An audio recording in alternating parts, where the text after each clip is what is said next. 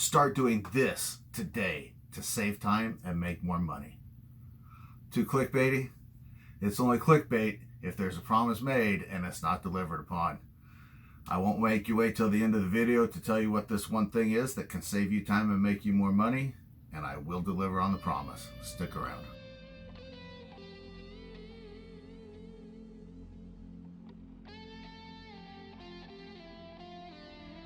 Before we get into the meat and potatoes of this video, I want to show you a quick before and after of a project that I did recently to improve my workspace and my inventory control and my shipping. So stick around and then we'll talk about that one thing you can do to save time and make more money. So that's currently our inventory.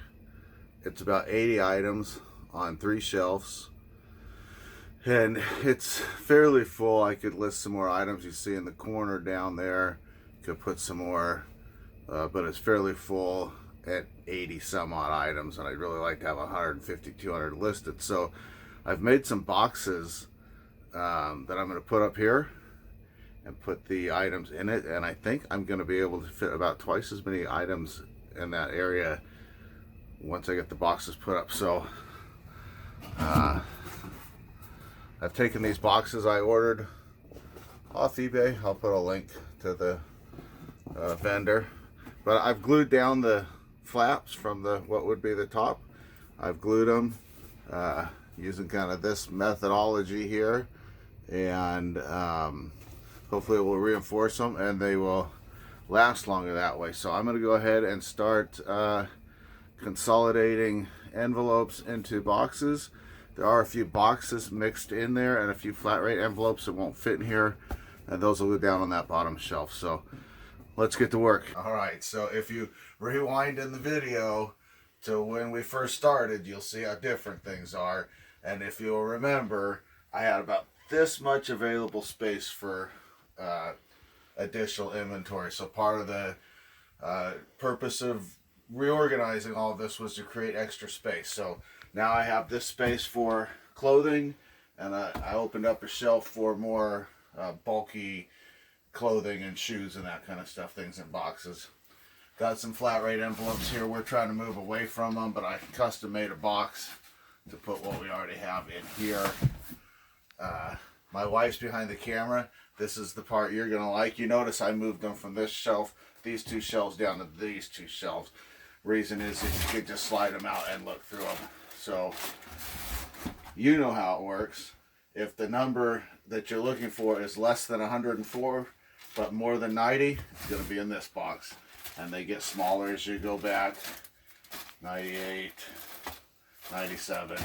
So that's the system, and I'm pretty happy with it. It took better part of 2 days to glue all these tabs down to kind of shore up the boxes, make them sturdier, but there's the final product. I hope you like that. I hope you see the improvement that that's going to make for me. We have had a system for our pre-shipping and our inventory control because my wife has to do some of the shipping for me when I'm not available to do it.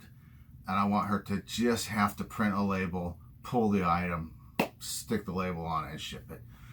So when I list items, I pre-package them, I put a SKU number on them, and I put them on the shelves behind me in order, and it was working very well. But as our inventory grew, it started to become a little bit out of hand. They'd fall off the shelves, they'd get mixed up. So I just made those boxes and put them in. A small thing, big improvement. It's not the organizing of your inventory the same way as I've organized mine that will save you time. It's having systems and processes in place for every aspect of your business and continually improving on those systems and processes. So if you're a reseller like me, you can break the steps of your operation down, depending on how micro you want to get, into 5 or 6 or 10 or 12 steps. You could easily break it down and say they're sourcing, going to get the items, processing those items when you get them to your workspace, whether that means cleaning them, whether it means testing them if you do electronics, whatever that is, processing them. Then there's the photos, the listing, and the shipping. Now, you may break that down more micro than I did, but to me, that's an easy way to look at my business. And my goal is to have processes in place for each of those steps in the business. So when I go sourcing, I have identified a handful of sourcing options for me. And if I'm hitting 3 or 4 of them in the same day, I try and have a route that is the most economical and convenient to get from store to store.